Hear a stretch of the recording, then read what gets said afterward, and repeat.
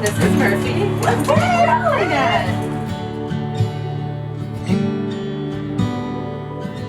It is so great to be here and to get to see your space. It's super charming. It's full of personality, and it's full of lots of different personalities. It's got a lot of quirks, but it helps me get a sense of who you are and what you've loved over the years.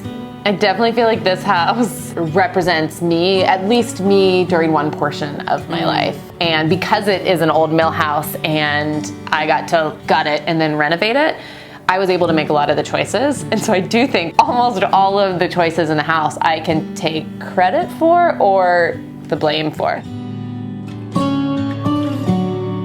So I'm building a house in Hillsboro. I'm really excited to move. It's a new build though, and my biggest fear is that all of the personality from this house will kind of disappear when I move into a new house. So I want to be really smart about moving there and figuring out where things go best. You're right in that there's not a lot of natural personality. A lot of them are built really similar to their next door neighbor, and you have to intentionally give it some soul and some life, and we can do that by seeing what is here and what you're still really drawn to and what kind of tells your story, and bringing that there in a really smart, careful, edited way.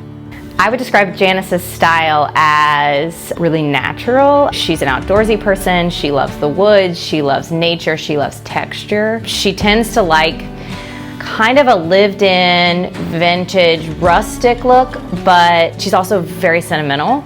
She has pieces that she's held on to for a long time because she has all of these people that she loves in her life that have surrounded her, and she wants to honor them.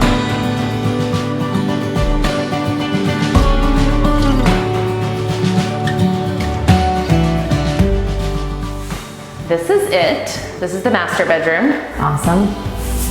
We got to look at the size bed, the length, make sure that we do have a pathway, some natural pathways, and then probably have something up against this wall, maybe artwork or mirror here. And then right outside here is where the office is. Okay. It's kind of a small sunroom, but I envision, since I sometimes work from home, putting a desk here. They actually raised that window up for me so that the desk wouldn't be right in front of a window. Yeah. So I was envisioning putting my desk here, and then I have no idea what to do with that corner. Totally. So this room's really gonna have to, I think this is really, we're gonna really want these two to complement each other. So after seeing both of Janice's houses, I was really excited to take what I thought was the best of what she already owned and bring it to a modern new build, and yet make it still feel like her.